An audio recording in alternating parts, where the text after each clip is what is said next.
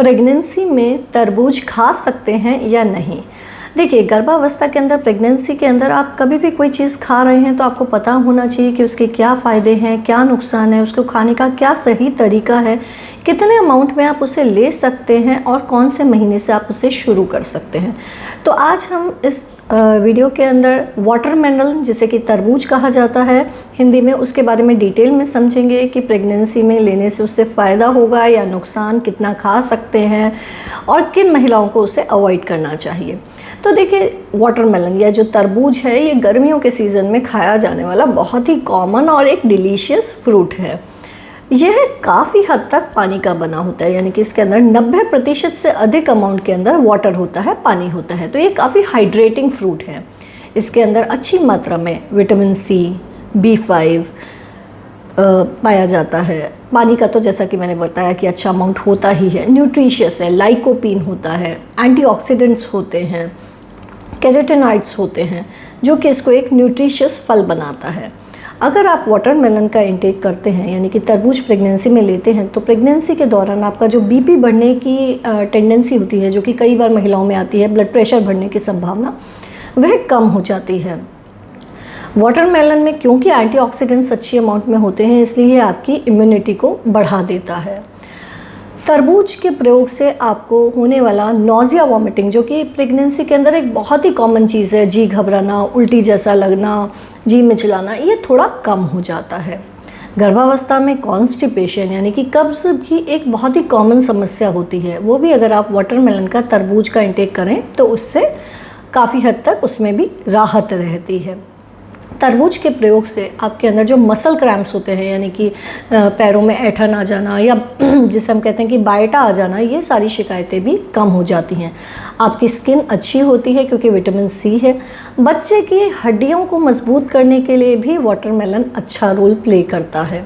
बच्चे की अच्छी ग्रोथ में भी इम्पॉर्टेंट रोल प्ले करता है, क्योंकि इसके अंदर अच्छी मात्रा के अंदर जो लाइकोपीन है, ये बच्चे की अच्छी ग्रोथ में हेल्पफुल होता है।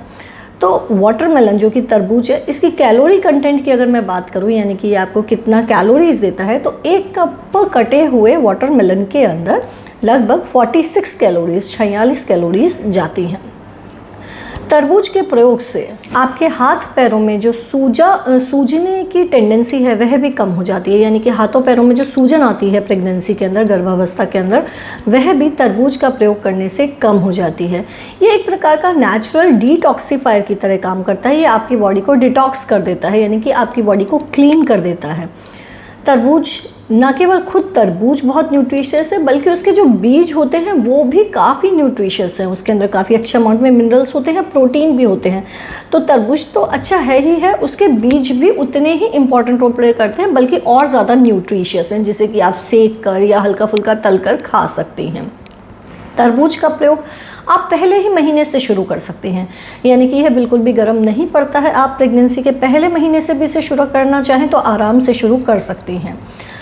परंतु तरबूज को लेते वक्त जिन चीज़ों का ध्यान रखना है वो ये है कि अगर आपको गेस्टेशनल डायबिटीज़ है, यानी कि आपके शुगर लेवल्स अगर हायर साइड में चल रहे हैं, तो आप इसका प्रयोग नहीं कीजिए, क्योंकि ये अदरवाइज़ आपकी गेस्टेशनल डायबिटीज़ को बढ़ा देगा। दूसरी महत्वपूर्ण बात, तरबूज जो है वो एक ऐसा फल है जिसमें कि जैसे ही आप उसे काट के रखते हैं तो उसमें जल्दी ख़राब होने की टेंडेंसी होती है। तो आप जब भी तरबूज का प्रयोग कर रही हैं, फ्रेश कटे हुए तरबूज का ही प्रयोग कीजिए।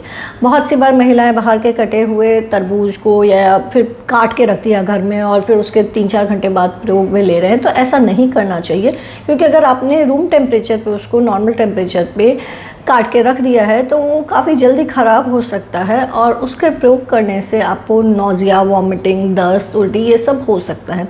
तो तरबूज का जब भी प्रयोग करें तो फ्रेश कटा हुआ वाटरमेलन, यानी कि ताज़ा कटा हुआ तरबूज का प्रयोग करें। इस चीज़ का आप ध्यान रखिए।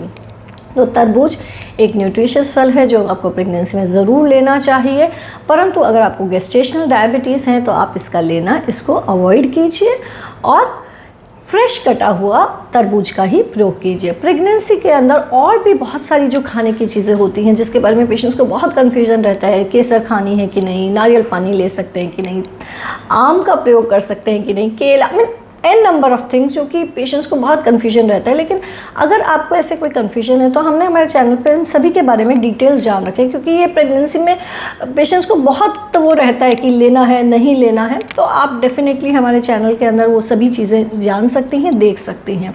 फिर भी आपको कोई कन्फ्यूजन हो तो कमेंट बॉक्स में लिख के पूछ सकती हैं। चैनल को सब्सक्राइब कीजिए। धन्यवाद।